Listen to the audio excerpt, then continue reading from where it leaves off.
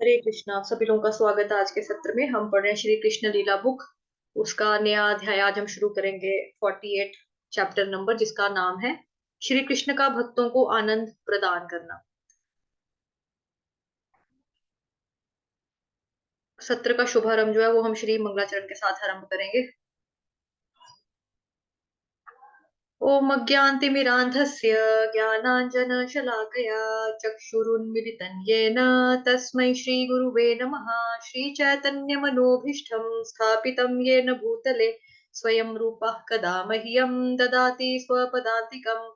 वन्देऽहं श्रीगुरुः श्रीयुतपदकमलं श्रीगुरुन् वैष्णवांश्च श्रीरूपं साग्रजातं सहगण रघुनाथान्वितं तं सजीवम् साद्वैतं सावधूतं परिजनसहितं कृष्ण चैतन्य देवं श्री राधा कृष्ण पादान सहगन ललिता श्री विशाखान्वितांश्च नमः। ओम विष्णुपादाय कृष्ण प्रेष्ठाय भूतले श्रीमते भक्ति वेदांत स्वामिन्निति नामिने नमस्ते सारस्वते देवे गौरवाणी प्रचारिणे निर्विशेष शून्यवादी पाश्चात्य देश तारिणे नमो महावदन्याय कृष्ण प्रेम प्रदायते कृष्णाय कृष्ण चैतन्य नामने गोट्विषे नमः।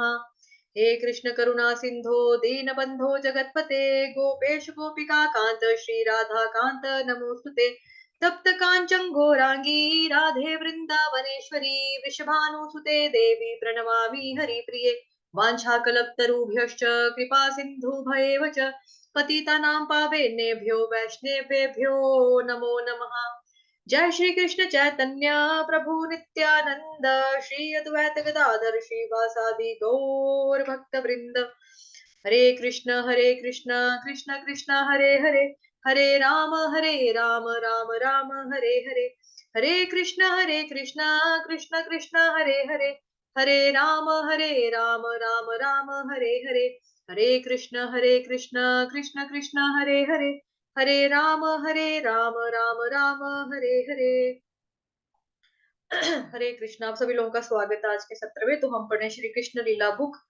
आज का जो हमारा अध्याय है वो है अध्याय नंबर 48, चैप्टर नंबर 48, जिसका शीर्षक है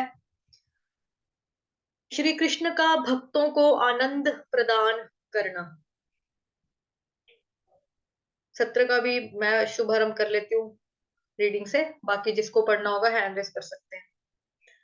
अनेक दिनों तक श्री कृष्ण उद्धव जी से उनकी वृंदावन यात्रा का विवरण सुनते रहे, विशेषकर अपने माता पिता, गोपियों तथा ग्वाल बालों की दशा का विवरण।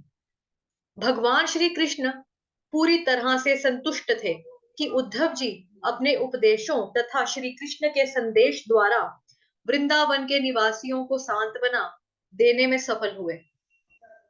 तब भगवान श्री कृष्ण ने कुब्जा के घर जाने का निश्चय कर लिया। कुब्जा वह कुबड़ी युवती थी जिसने श्री कृष्ण को मथुरा में प्रवेश करते समय चंदन अर्पण करके प्रसन्न कर दिया था। जैसा कि श्रीमद् भगवत गीता में कहा गया है, श्री कृष्ण सदा अपने भक्तों को प्रसन्न करने का प्रयास करते हैं और भक्त श्री कृष्ण को प्रसन्न करने का। जैसे भक्त सदैव अपने हृदय में श्री कृष्ण का चिंतन करते हैं, उसी प्रकार श्री कृष्ण भी अपने अंतःकरण में अपने भक्तों का चिंतन करते हैं। जब कुब्जा एक सुंदर नगर बाला के रूप में परिवर्तित हो गई, तब उसकी इच्छा थी कि श्री कृष्ण उसके घर में पधारें, जिससे कि वह अपनी रीति से उनका सत्कार और उनकी उपासना कर सके। साधारणतया नगर बालाएं अपने ग्राहकों को संतुष्ट करने के लिए पुरुषों के उपभोग हेतु अपना शरीर अर्पित करती हैं, किंतु यह नगर बाला कुब्जा श्री कृष्ण के साथ अपनी इंद्रिय तृप्ति करने की वासना के वशीभूत थी। जब श्री कृष्ण ने कुब्जा के घर जाने की इच्छा की, तब निश्चय ही उन्हें इंद्रिय तृप्ति की कोई कामना नहीं थी। श्री कृष्ण को चंदन का लेप अर्पित करके कुब्जा ने पहले ही उनकी इंद्रियों को संतुष्ट कर दिया था, जिनकी इंद्रिय तृप्ति की विनती पर श्री कृष्ण ने उनके घर जाने का निश्चय किया था। परंतु वास्तव में उनका उद्देश्य इंद्रिय तृप्ति ना होकर उसे एक शुद्ध भक्त में परिवर्तित करना था। सहस्रों लक्ष्मियां निरंतर श्री कृष्ण भगवान की सेवा करती रहती हैं, अतएव इंद्रिय तृप्ति के लिए उन्हें एक नगरबाला के पास जाने की कोई आवश्यकता नहीं थी। किंतु वे सबके प्रति कृपालु हैं। अतएव उन्होंने कुब्जा के घर जाने का निश्चय किया। कहा जाता है कि कुटिल व्यक्ति के आंगन को भी चंद्रमा अपनी चांदनी से वंचित नहीं करता है, उसी भांति श्री कृष्ण किसी को भी अपनी दिव्य दया से वंचित नहीं करते हैं, भले ही उसने काम, क्रोध, भय अथवा शुद्ध प्रेम किसी भी कारण से अपनी सेवा अर्पित की हो। चैतन्य चरितामृत में कहा गया है कि यदि कोई श्री कृष्ण की सेवा करना चाहता है और साथ ही साथ अपनी वासनात्मक इच्छाओं की तुष्टि भी करना चाहता है, तो श्री कृष्ण उससे ऐसा व्यवहार करते हैं कि भक्त अपनी वासनात्मक इच्छाओं को भूल जाता है और पूर्णतः शुद्ध हो जाता है और सतत भगवान की सेवा में संलग्न हो जाता है।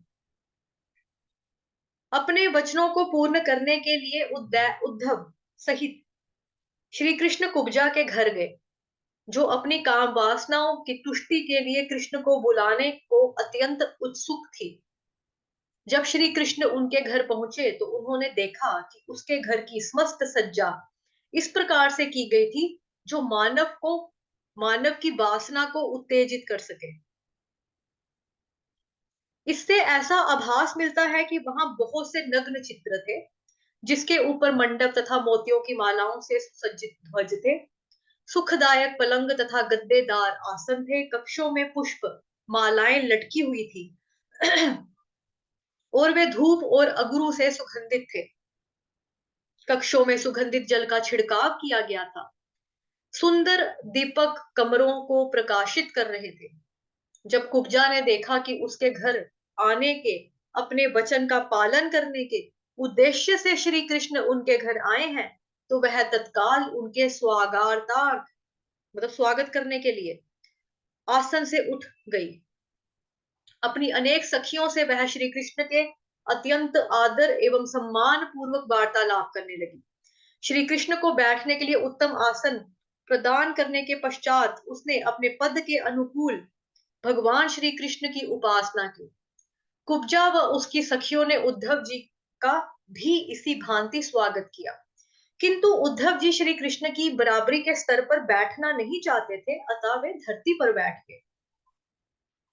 साधारणतया ऐसी परिस्थितियों में लोग जैसा करते हैं, श्री कृष्ण समय नष्ट किए बिना कुब्जा के शयन कक्ष में प्रविष्ट हुए। इसी बीच कुब्जा ने स्नान करके अपने शरीर पर चंदन का लेप लगा दिया। उसने उत्तम वस्त्र, मूल्यवान आभूषण तथा पुष्पमालाएं धारण की।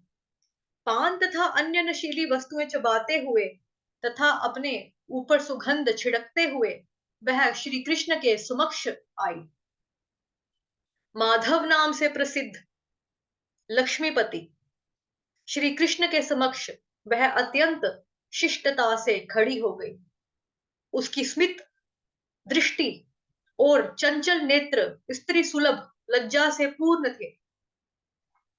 जब श्री कृष्ण ने देखा कि कुब्जा उनके निकट आने में असमंजस कर रही है, तो तत्काल उन्होंने चूड़ियों से सुशोभित उसका हाथ पकड़ लिया। अत्यंत स्नेह पूर्वक उसे अपने पास खींचकर उन्होंने उसे अपने समीप बिठा लिया। भगवान श्री कृष्ण को पहले चंदन अर्पित करने मात्र से कुब्जा को सभी पापों के फलों से मुक्ति मिल गई थी और वह श्री कृष्ण के संग का आनंद लेने के योग्य बन गई थी। तदंतर कुब्जा ने श्री कृष्ण के चरण कमलों को उठाकर वासना की ज्वाला से दग्ध अपने स्तनों पर रख लिया। श्री कृष्ण के पद कमलों की सुगंध को सूंघकर उसे तत्काल सभी वासनाओं से मुक्ति मिल गई। इस प्रकार उसे अपनी भुजाओं में श्री कृष्ण का आलिंगन करने की अनुमति मिल गई। उसकी यह दीर्घकालीन कामना भी पूर्ण हो गई कि श्री कृष्ण उसके घर अतिथि बनकर आए। श्रीमद् भगवत गीता में कहा गया है कि भौतिक पापों के फल से मुक्ति मिले बिना कोई भी भगवान की दिव्य प्रेममयी सेवा में संलग्न नहीं हो सकता। श्री कृष्ण को चंदन का लेप अर्पित करने मात्र से कुब्जा को यह पुरस्कार प्राप्त हुआ था। वह श्री कृष्ण की उपासना की अन्य किसी भी रीति में प्रशिक्षित नहीं थी, अतएव वह अपने व्यवसाय के द्वारा श्री कृष्ण को संतुष्ट करना चाहती थी। भगवत गीता में इस बात की पुष्टि की गई है कि यदि कोई निश्चल हृदय से भगवान के सुख के लिए अपने व्यवसाय को अर्पित करे तो व्यवसाय के द्वारा भी भगवान की उपासना की जा सकती है। तदंतर तदंतर कुब्जा ने श्री कृष्ण से कहा, प्रिय सखा, कृपया कुछ दिवस मेरे साथ रहिए। मेरे कमल नयन नयन सखा, मेरे साथ कुछ दिन रहिए और मेरे साथ आनंद आनंद भोग कीजिए। मैं आपको तत्काल नहीं छोड़ सकती हूँ, कृपया मेरी प्रार्थना स्वीकार कीजिए।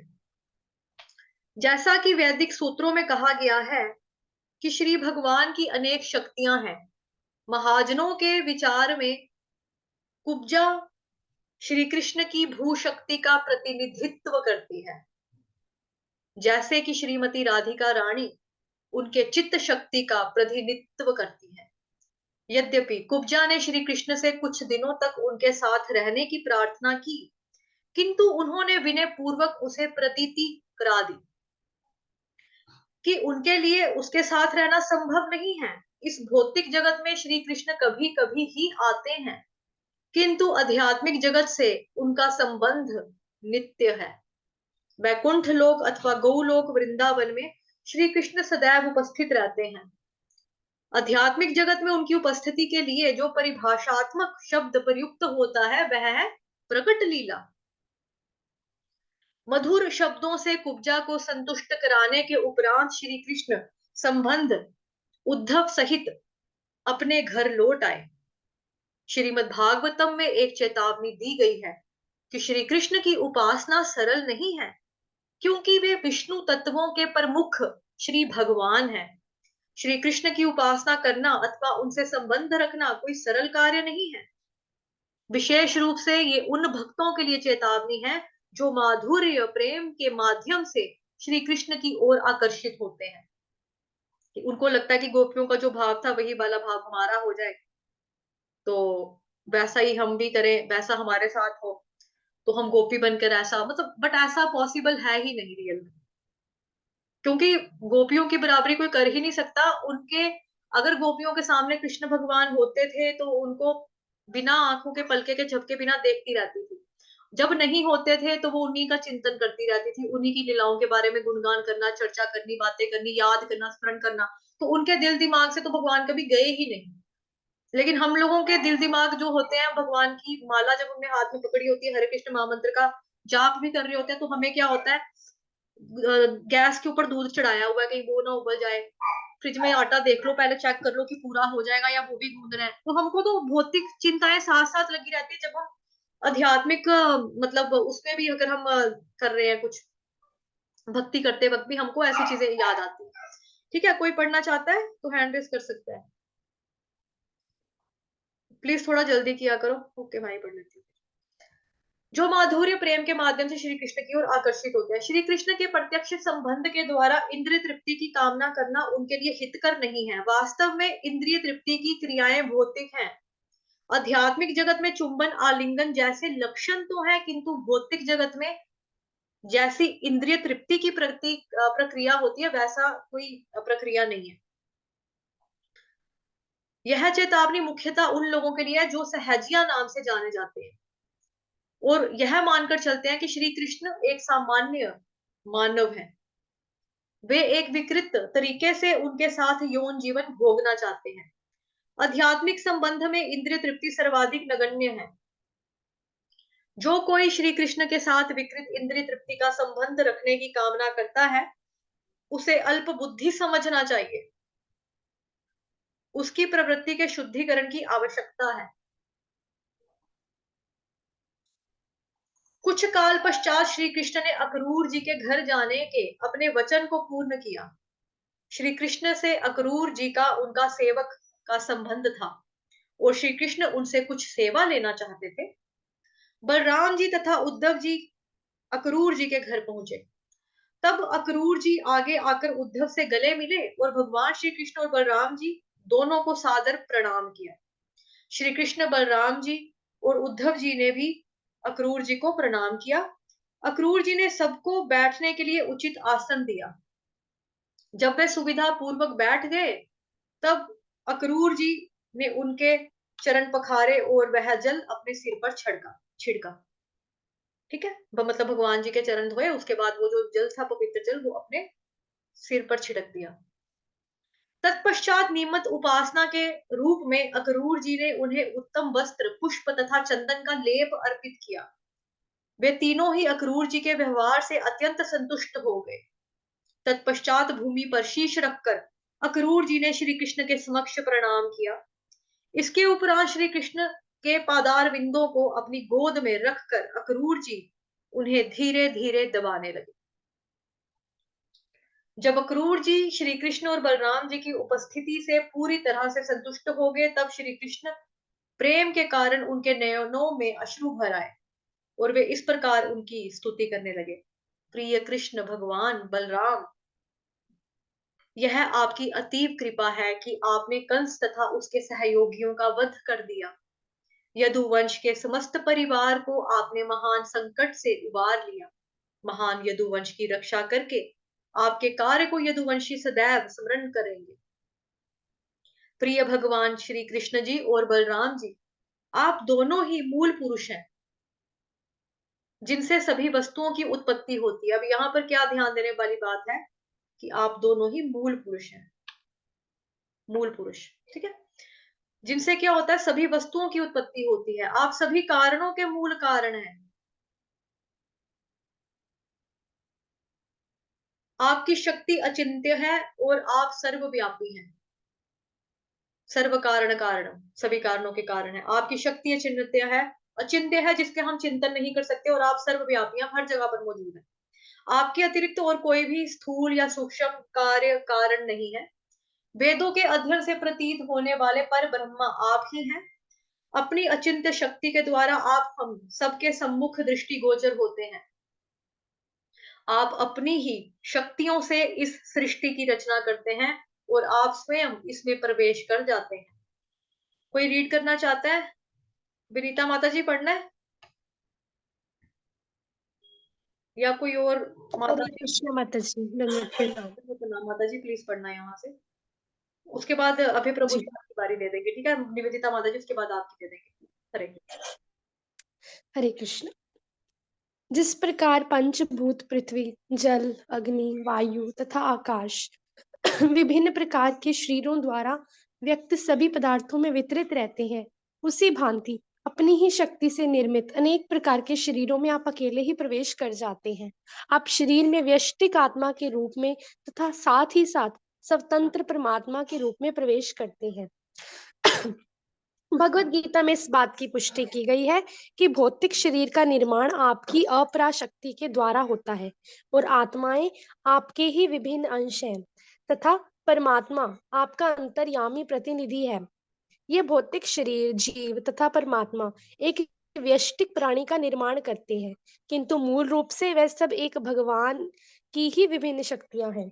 अक्रूर जी ने आगे कहा, इस भौतिक जगत में सत्य, रज तथा तम नामक त्रिगुणों की अंतर क्रिया के द्वारा आप समस्त सृष्टि की रचना, पालन तथा संहार कर रहे हैं। सॉरी, आप उन भौतिक गुणों की क्रियाओं में नहीं फंसते हैं क्योंकि आपका परम ज्ञान सर्वदा अप्रभावित रहता है, जबकि जीवों का ज्ञान प्रकृति के 3 गुणों से प्रभावित हो जाता है। भगवान इस भौतिक सृष्टि में प्रविष्ट होते हैं और समय अनुसार रचना, पालन व संहार करते हैं। उसी भांति उनके विभिन्न अंश जीव भौतिक तत्वों में प्रविष्ट होते हैं और उनके लिए भौतिक शरीर की रचना होती है। भगवान तथा जीवों में ये अंतर है कि जीव भगवान का अंश है और उसकी प्रवृत्ति भौतिक गुणों की क्रिया प्रतिक्रिया से प्रभावित हो जाने की होती है। पार ब्रह्म श्री कृष्ण सदैव पूर्ण ज्ञान में अवस्थित होने के कारण इन क्रियाओं से अप्रभावित रहते हैं। इसलिए श्री कृष्ण का नाम अच्युत है, जिसका अर्थ है वह व्यक्ति जिसका कभी भी पतन नहीं होता। श्री कृष्ण के आध्यात्मिक स्वरूप का ज्ञान भौतिक क्रियाओं से कभी प्रभावित नहीं होता है, जबकि उनके विभिन्न सूक्ष्म अंश भौतिक क्रियाओं के कारण अपनी आध्यात्मिक पहचान भूल जाते हैं, जाने की प्रवृत्ति रखते हैं। व्यक्ति व्यक्तिक जीव नित्य रूप से भगवान के विभिन्न अंश हैं। मूल अग्नि श्री कृष्ण के चित्तकरण के रूप में उनकी प्रवृत्ति बुझ जाने की होती है।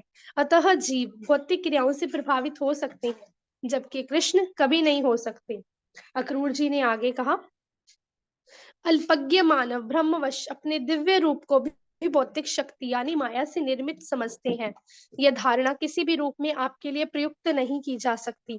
वस्तुतः आप पूर्ण रूप से आध्यात्मिक हैं और आप में तथा आपके श्री विग्रह में कोई भी भेद नहीं है। इसी कारण आपके बद्ध अथवा मुक्त होने का कोई प्रश्न ही नहीं उठता। जीवन की किसी भी स्थिति में आप सदा सर्वदा मुक्त हैं। जैसा कि श्रीमद् भागवतम में भी भागवत गीता में कहा गया है, केवल मूढ़ तथा दुर्जन ही आपको एक सामान्य मनुष्य मानते हैं। आपको अपने जैसा एक भौतिक प्रकृति से बद्ध प्राणी मानना हमारे अपूर्ण ज्ञान के कारण होने वाली एक त्रुटि है। जब लोग वेदों के मूल ज्ञान से विचलित हो जाते हैं, तब वे साधारण जीवों को आप भगवान से एकात्म करने का प्रयास करते हैं। आप इस Hare Krishna. Thank you so much Vinita माता जी, यहाँ से थोड़ा सा समझाने वाला है। जैसा कि श्रीमद् भगवत गीता में कहा गया है कि केवल मूढ़ तथा दुर्जन मनुष्य ही आपको एक सामान्य मनुष्य मानते हैं। तो श्रीमद् भगवत गीता जो है उसका 9th अध्याय जिसका नाम है परम गुह्य ज्ञान, उसका जो श्लोक है 11th, अवजानन्ति मां मूढ़ा मानुषीं तनुमाश्रितं परम भावमजानन्तो मम भूत महेश्वरम। तो भगवान कहते हैं कि जब मेरा प्राकट्य होता है और लोगों को क्या लगता है कि ये इंसान हमारी तरह इंसान ही है और इस धरती पर आ गया है, ये हमारी तरह ही इंसान है। तो भगवान कहते हैं अब जानंती मां मूढ़ा, ऐसे जो लोग हैं ये मूढ़ है, जो लोग मेरे को अपनी तरह सामान्य पुरुष मान लेते हैं, बट ऐसा रियल में है नहीं है। तो जैसा कि हमने ऊपर भी यहाँ पर देखा, अभी उसको मैंने हाईलाइट किया था। माता जी थोड़ा ध्यान रखना कि कहाँ तक पढ़ा है, ठीक है? कुछ चीजें होती हैं बीच में बताने वाली, एक दूसरे से कनेक्टेड होती है ना। यहाँ हमने पढ़ा था ना, जिसको मैंने हाईलाइट भी किया था, कि आप ही मूल पुरुष हैं। क्रूर जी के घर को जाते हैं तो वो बोलते हैं कि आप मूल पुरुष हैं। कहाँ देखा था? ये रहा, हाईलाइट किया हुआ मैंने यहाँ पे। ये देखो कि आप दोनों ही मूल पुरुष हैं जिनसे सभी वस्तुओं की उत्पत्ति होती है। तो श्री कृष्ण भगवान जो है सेम चीज जो है ये भगवान हमें उसमें भी बताते हैं, अपना 9th चैप्टर में ही भगवान बताते हैं। प्लस हमें 14 चैप्टर में भी इसके बारे में पता लगता है कि 9th चैप्टर का जो श्लोक है परम गुह्य ज्ञान का, पिताहमस्य जगतो माता धाता पितामहः वेद्यं पवित्रमोंकारं रुक्साम यजुरेव च। तो यहाँ पर भी भगवान बताते हैं कि भाई मेरी मतलब कि सबका जो कारण है वो मैं हूँ। मैं ही पिता के रूप में हूँ, मतलब पिता भी मैं हूँ, माता भी मैं हूँ। भगवान ये मतलब बताते हैं इस अध्याय में। मैं भी एक्सप्लेन करती हूँ बट ऐसे भी मेरे दिमाग से स्किप हो जाएगा कि कौन कौन से श्लोक यहाँ पे मैंने कोट करना है। तो 14 चैप्टर का जो श्लोक है उसमें भी भगवान कहते हैं, सर 14 चैप्टर का 4th श्लोक, श्लोक नंबर 4, हाँ, सर्वयोनिषु कौन्तेय मूर्तयः सम्भवन्ति याः तासां ब्रह्महत्योनिर् अहं बीजः प्रदः पिताः। तो यहाँ पे भी भगवान सेम चीज बता रहे हैं, ठीक है? उसके बाद यहाँ से हमने माता आपको याद है ना कहाँ तक पढ़ा है? एक मिनट माता जी, मैं आपको वही कर देती हूँ अनम्यूट। वेट, आप खुद अपने आप को अनम्यूट कर सकते हो, आई गेस। नहीं कर सकते हो तो देख लो थोड़ा करके। जी माता पढ़ा जी। था माता जी? माता जी यहाँ से आप शरीर से पढ़ना है। आप शरीर में व्यष्टिक आत्मा के रूप में, नहीं ये माता जी पढ़ लिया, ये भी पढ़ लिया नीचे नीचे। ओके, तब तक मैं एक्सप्लेन कर देती हूँ जो मैंने पहले श्लोक बोला था 9th अध्याय का 16वां, कि पिता हमस्य जगतो माता धाता पिता महा। भगवान कहते हैं मैं संपूर्ण ब्रह्मांड का पिता हूँ। माता धाता पिता महा, मैं माता हूँ, अशरीर हूँ और पिता माह भी हूँ, मतलब पिता भी है, माता भी है, पिता माह भी है। वेद्यम पवित्र ओंकारम। तो भगवान यहाँ पे क्या बोल रहे हैं कि मैं जानने योग्य हूँ, वेदों के द्वारा जानने योग्य मैं हूँ, मैं शुद्धि करता हूँ, लोगों का शुद्धिकरण करता हूँ, शुद्धि करता मैं हूँ, और ओंकार मैं हूँ। जैसे कि अभी आपने देखा कुब्जा जो थी उसकी फीलिंग्स पहले क्या थी, बट भगवान जी जब उसके घर में जाते हैं तो उसकी फीलिंग्स बाद में कैसी हो जाती है, तो उसका शुद्धिकरण एक तरह से हो गया। रुक्साम यजुरेव च, मतलब कि ये है वेदों के जो नाम बताएंगे माता। आई थिंक मुझे लगता है माता जी काफी। नहीं माता जी ये पढ़ लिया था, अच्युत पढ़ लिया था कि भगवान को अच्युत कहा जाता है, जिसका पता नहीं होता है। नीचे नीचे करने थोड़ा सा, यहाँ से पढ़ने मूल अग्नि। भगवान कहते हैं यजुर्वेद ऋक्साम मूल, सामवेद ये भी मैं हूँ, ठीक है? जी जी। तो यहाँ पे जो वर्ड लिखा हुआ है अच्युत, अच्युत का मतलब होता है वो व्यक्ति जिसका कभी भी पतन नहीं होता, जो कभी नष्ट नहीं होता, जो कभी गिरता नहीं है। एक तो ये मतलब होता है। दूसरा अर्थ अच्युत का ये भी होता है कि जो अपने भक्तों से प्यार जताने में, दिखाने में कभी चूकते नहीं है।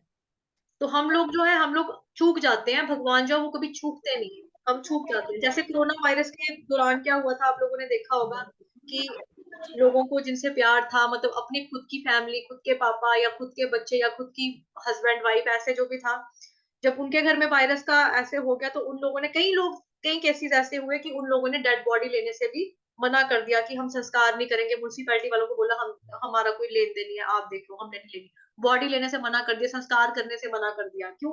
अपनी जान के लाले पड़े हुए थे। तो हम लोग चूक जाते हैं ना। लेकिन भगवान जो है वो कभी भी अपने भक्तों से प्यार करना, प्यार दिखाना, प्यार जताना, एक्सप्रेस करने में, उनकी सहायता करने में, बुरे वक्त में उनका साथ देने से कभी भी भगवान पीछे नहीं हटते। तो आपको इसका उदाहरण जो मिलता भी है श्रीमद भगवत गीता या महाभारत में, आप कह लो कि अर्जुन का, हाँ, अर्जुन महाराज के कृष्ण भगवान किस तरह से सारथी बनते हैं और कैसे उनको गाइड भी करते हैं। ठीक है माता जी, आप पढ़ो। ओ सॉरी, आपकी साइड से थोड़ा सा शोर था तो मैंने आपको म्यूट कर दिया था।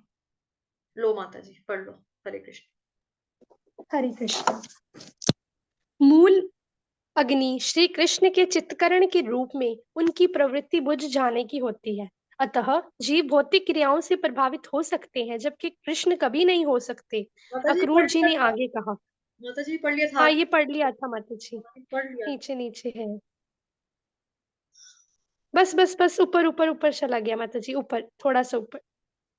प्रिय भगवान, आप सदैव, आई थिंक यहाँ से पढ़ना है। या आप इस धरा पर शुद्ध यहाँ से ज्ञान की माता जी, आप इस धरा पर से। जी। हरे कृष्णा। आप इस धरा पर इस शुद्ध ज्ञान की पुनर्स्थापना के हेतु अपने मूल रूप में प्रकट हुए हैं। जीव ना तो भगवान के बराबर है, ना ही उनसे एक है। प्रिय भगवान, आप सदैव शुद्ध सत्व में अवस्थित रहते हैं। वास्तविक वैदिक ज्ञान की स्थापना के हेतु आपका अवतार आवश्यक है। नास्तिक दर्शन यह प्रतिपादित करने का प्रयास करता है कि ईश्वर और जीव एक ही हैं, जबकि वैदिक ज्ञान इसके विरुद्ध है। प्रिय भगवान श्री कृष्ण, आप इस बार वसुदेव के घर उनके पुत्र के रूप में प्रकट हुए हैं। आपके साथ आपके पूर्ण अंश श्री बलराम भी प्रकट हुए हैं। समस्त नास्तिक राज परिवारों का उनकी विशाल सैन्य शक्ति के साथ वध करना आपका प्रयोजन है। पृथ्वी के भार को कम करने के लिए आप स्वयं अवतरित हुए हैं। इस ध्येय की पूर्ति के हेतु यदुवंश के एक परिवार के सदस्य के रूप में प्रकट होकर आपने यदुवंश को यशस्वी बनाया है। प्रिय भगवान, आपकी उपस्थिति से आज मेरा घर पावन हो गया है। मैं जगत का सर्वाधिक भाग्यशाली व्यक्ति हो गया हूँ। समस्त देवों, पितरों, जीवों, राजाओं तथा सम्राटों के पूज्य श्री भगवान, जो कि सबके परमात्मा है, मेरे घर पधारे हैं।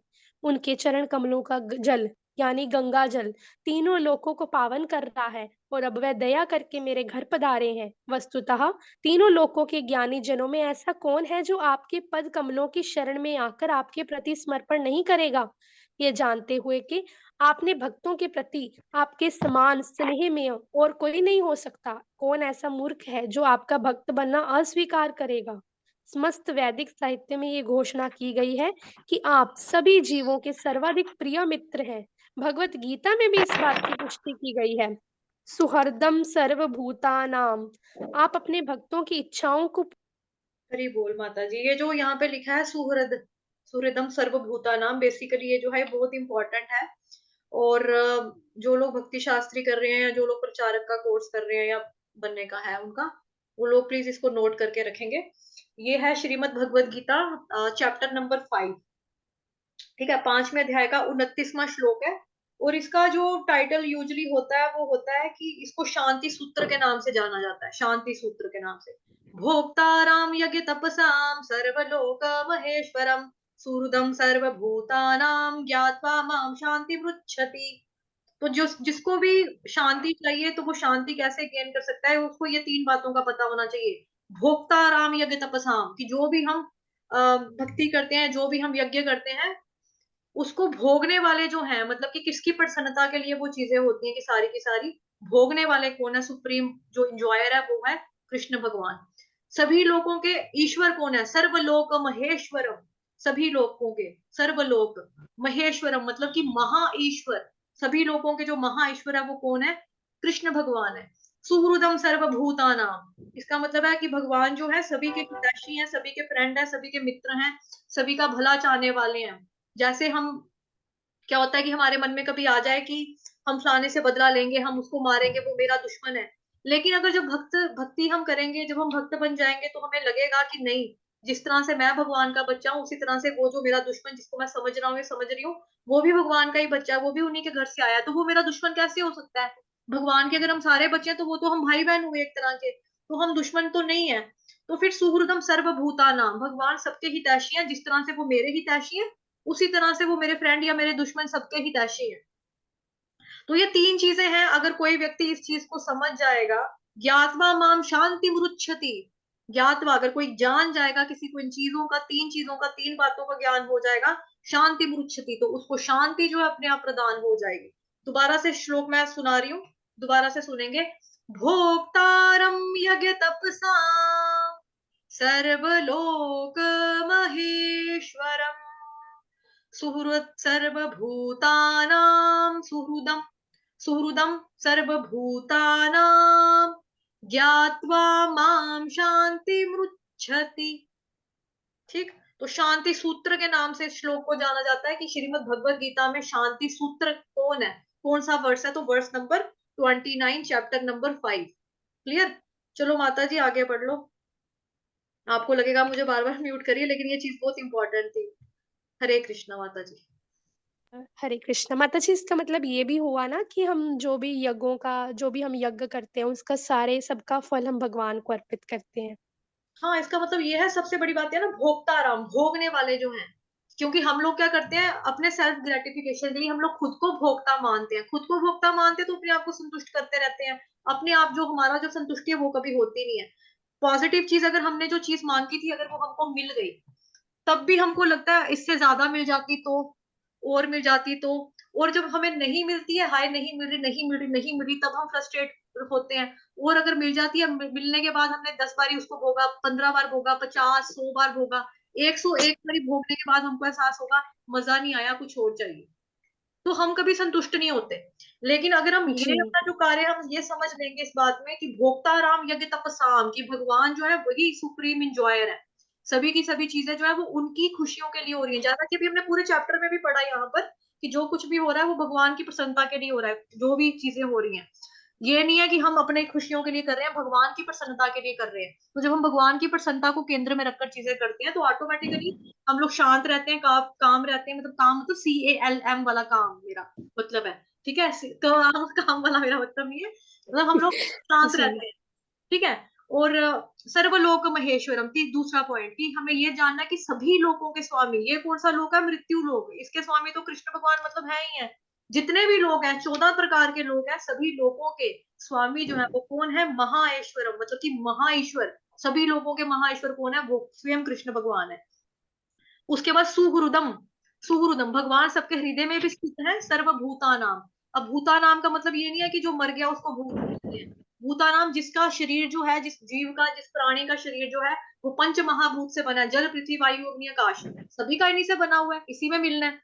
तो सुहृदम सर्वभूता नाम, भगवान सबके फ्रेंड हैं, सबके हितैषी हैं, सबका भला चाहने वाले हैं, किसी से द्वेष नहीं करते हैं, तभी तो वो भगवान है। तो जब हमें ये तीन चीजें ज्ञात हो जाएंगी, तब हमको शांति मिल सकती है कि हमने अपनी प्रसन्नता के लिए नहीं करना। भोगने वाले जो है वो भगवान है, इंजॉय करने वाले भगवान है, कंट्रोल करने वाले तो वो हैं, सभी के ईश्वर वो हैं।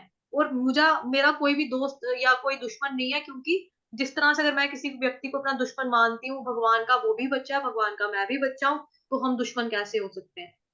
ये तीन चीजें जिसको पता लगेगी, शांति पृच्छति, फिर वो इंसान शांति प्राप्त कर सकेगा। मैंने बहुत तेज पढ़ाया है, बिकॉज 4 मिनट का समय रह गया है मीटिंग खत्म होने में, दैट्स वाई। चलो माता जी पढ़ लो, प्लीज कंटिन्यू कर लो। हरे, आप अपने भक्तों की इच्छाओं को पूर्ण करने में पूर्ण रूप से समर्थ श्री भगवान हैं। आप सबके सच्चे मित्र हैं। यद्यपि आप भक्तों को आत्म दान करते हैं, फिर भी आपकी मूल शक्ति का कभी ह्रास नहीं होता है। आपकी शक्ति ना तो कभी क्षति होती है, ना कभी उसमें वृद्धि होती है।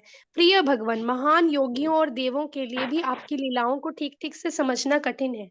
वे भी आप वे भी आप तक पहुँचने में असमर्थ हैं। फिर भी अपनी अहेतु की दया के कारण आप मेरे घर आने को सहमत हुए हैं। मेरे भौतिक जीवन की यात्रा का यह सर्वाधिक मांगलिक क्षण है। आपकी अनुकंपा से ही मैं अब समझ गया हूँ कि मेरा घर, मेरी पत्नी, मेरी संतान, मेरी सांसारिक संपत्ति जब सब भौतिक जीवन के विभिन्न बंधन हैं। कृपया इस ग्रंथि को काट कर झूठे समाज, मैत्री तथा प्रेम के इस प्रगाढ़ बंधन से मेरी रक्षा कीजिए। भगवान श्री कृष्ण अक्रूर जी की स्तुति से अत्यंत प्रसन्न हुए। उसकी मुस्कान अरे अक्रूर जी धनुष की भाई, ओर अधिक मुग्ध हो चार्जर रही दे दो, थी। चार्जर। भगवान ने उनके आधा विनम्र वाला। भक्ति में कथन का भगवान ने उनके विनम्र भक्ति में कथन का इस प्रकार उत्तर दिया, प्रिय क्रूर जी, आपकी विनम्रता के बावजूद मैं आपको अपने से श्रेष्ठ मानता हूँ। आप मेरे पिता, गुरु और सर्वाधिक हितैषी मित्र के स्तर के हैं। अतएव आप मेरे पूज्य हैं, आप मेरे चचा हैं। अतः आप सदैव मेरा रक्षण करना करेंगे। मैं चाहता हूँ कि आप मेरा पालन करें, क्योंकि मैं भी आपकी संतानों में से एक हूँ। इस वात्सल्य संबंध के अतिरिक्त भी आप सदैव पूज्य हैं। सौभाग्य की कामना करने वाले व्यक्तियों को आप जैसे महानुभाव की सादर वंदना करनी चाहिए। आप देवताओं से भी बढ़कर हैं। लोगों को जब किसी इंद्रिय तृप्ति की आवश्यकता होती है, तब वे देवताओं की उपासना करते हैं। देवता अपने भक्तों की अपनी उपासना करने के पश्चात वर देते हैं, किंतु अक्रूर जी जैसे भक्त लोगों का चरम कल्याण करने को सदैव तत्पर रहते हैं। एक संत या भक्त किसी का भी कल्याण करने के लिए मुक्त होता है, जबकि देवता लोग अपनी पूजा के लिए किए जाने के उपरांत ही वर दे सकते हैं। तीर्थ स्थान का लाभ वहां जाने पर ही प्राप्त किया जा सकता है। इसी देवता विशेष की उपासना करने पर इच्छा पूर्ति में बहुत अधिक समय लगता है, किंतु प्रिय क्रूर जी आपके समान संत भक्तों की सभी इच्छाओं की पूर्ति तत्काल कर सकते हैं। प्रिय क्रूर जी, आप सदैव हमारे मित्र तथा शुभ चिंतक हैं। आप सदैव हमारे कल्याण के लिए कार्य करने को तत्पर रहते हैं। अतएव आप कृपा करके हस्तिनापुर जाइए और देखिए कि पांडवों के लिए क्या व्यवस्था की गई है। श्री कृष्ण पांडु पुत्रों के विषय में जानने को अत्यंत उत्सुक थे, क्योंकि जब पांडव अत्यंत अल्पायु के थे, तभी उनके पिता का देहावसान हो गया था। आपने पांडव भक्तों के प्रति अत्यंत दयालु होने के कारण श्री कृष्ण उनके विषय में जानने के लिए उत्सुक थे। अतएव उन्होंने अक्रूर जी को अपना प्रतिनिधि बनाकर वास्तविक स्थिति की जानकारी प्राप्त करने के लिए हस्तिनापुर जाने के लिए कहा।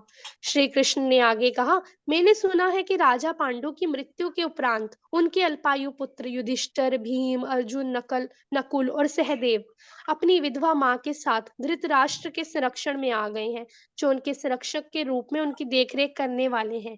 किंतु मैंने ये भी सुना है कि धृतराष्ट्र न केवल जन्म से ही अंधे हैं, अपितु वे अपने क्रूर पुत्र दुर्योधन के स्नेह में भी अंधे हैं।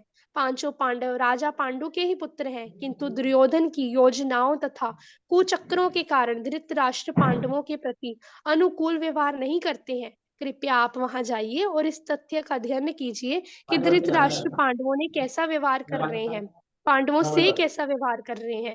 आपका विवरण मिलने पर मैं विचार करूंगा कि पांडवों पर किस प्रकार अनुग्रह किया जाए। इस प्रकार भगवान श्री कृष्ण ने अक्रूर जी को हस्तिनापुर जाने का आदेश दिया और तत्पश्चात वे बलराम जी तथा उद्धव जी के साथ घर लौट आए। इस प्रकार लीला पुरुषोत्तम भगवान श्री कृष्ण के अंतर्गत श्री कृष्ण द्वारा भक्तों को आनंद प्रदान करना नामक 48वें अध्याय का भक्ति वेदांत तात्पर्य पूर्ण हुआ। हरे हरे कृष्णा कृष्णा, हरे कृष्णा, हरे कृष्ण कृष्णा कृष्ण, कृष्ण हरे कृष्णा हरे, हरे हरे हरे। राम